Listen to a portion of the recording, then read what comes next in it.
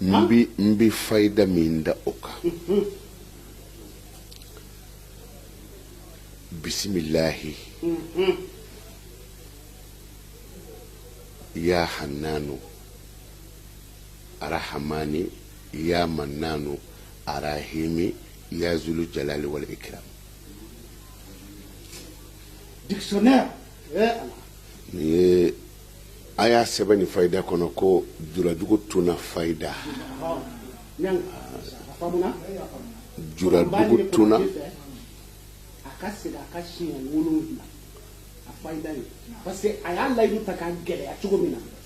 ani niso da min bala ani prevu min ira la je benya na yano wolonvila o ti dese kola akasida ngo kame juradugo tuna fayda 2024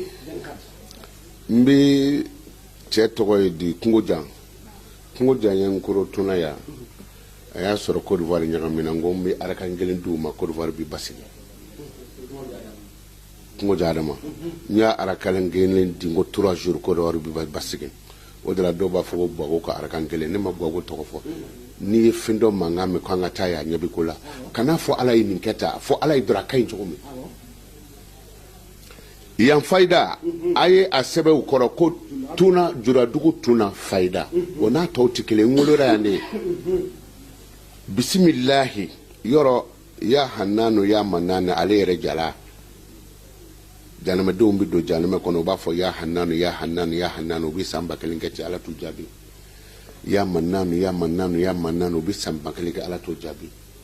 wa fo ya hannanu ya mannanu ya hannanu ya mannanu samba kele ala tu jabi ubisroka fo ya hannanu ya mannanu ya zulu jalali wal ikram ala ba fo janime meliki nuwe ni kuma ka fo chefla mbu bo janime kono mbi doyi ale bisroka ni koda jamena nemena ka digi ka danyonga ala tso janime de kan kuma ka fo chefla fiu ibi dakele ne ko ani basmala tu donné nyona ya basmala tu dugude Allahu akbar o de la doko masuro ko chogorba jado nana fo ale ko ale bi basmala to ka wurudi ka kan aya fo ngiya suwo ye tona yande wa ko awango wa basmala to dugu de yayi Allahu akbar ayita ale ke kita ko kiti sugo dongo do alo ga ko ne sogora ko na tela ne sogora ko na tela je basmala bita basmala ye febedi ala to bi kono don o abrégé do ka ke bismillahir rahmanir rahim tuna lamini beba do kerefe dugu fon be ani ba faka sojo ibina fotuna ka o ye ko ba faka sojo ne fakumbita aba sebe ka sola bisimi o be ka angli kelena lahi kelena arahmani kelena arahimi kelen ibi sojo ka wa alkaba bodeka ya biya ndai ndo ko ya biya o yoron gui mango ikana soba sama fitini sigala ga ku ni ku ya ka soba sama fitini ni ku mitigela okuma bismillahi ya hannanu arahmani ya mannanu arahimi ya zulu jalali wal ikram bismillahi ya hannanu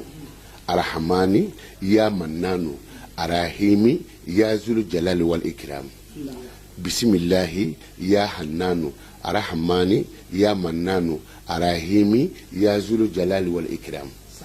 bismillahi ya hannanu arahmani ya mannanu arahimi ya zulu jalali wal ikram una tome tesa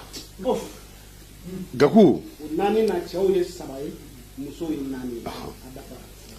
gaku mafka mi fi jende flebolo billahi ni mo ne fe besama ka here benye shin faso mane tukulonga faso la mi mbolo boni nga faso la ya ni nga buno bay ni mago be ko telimana alaka here ki jona shinka tamaro den kementani kele nyini ikani fala ni clara di demsen fitinuma oluko tamaro dunko banato bla finyana oyoko bane de kano nyina la fetuno bana ay takana tala fiyo utane de unyira ukera ni automatique mi oenie me ala ikuna wolo mi ndiye gako bola nege ba saba wallahi men wolo yoro de la mun bangera yande et puis mun kaba hoye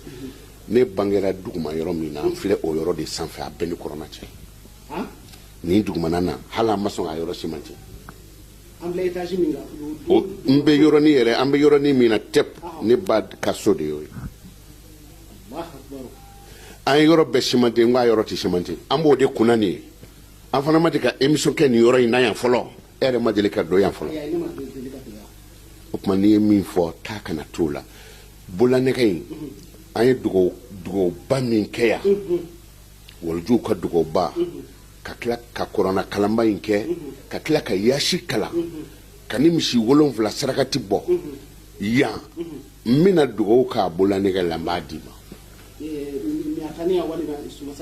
mais miyatani man bɔ masa Solomani ye wa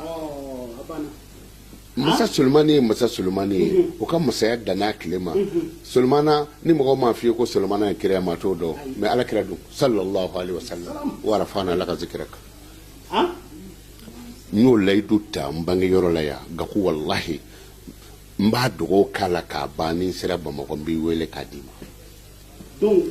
ka da mun kan ala ye n suturali min kɛ n faso kɔnɔ diɲɛ bɛɛ ɲɛna ni mɔgɔw ko ne kana kasi mais pour que ne ti kasi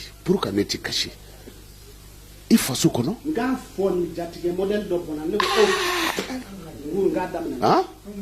n kun na direct tigɛ o mais comment mais ala ye dɛ wallahi an ka ko to ala ma wa denmisɛnnin ninnu minɛnen ka tila k'u lasegin a bɛ kɔrɔ min dina ma i b'a dɔn wa mali tun bɛ juguw bolo a bɔr'u bolo parce que waliju ninnu ko ten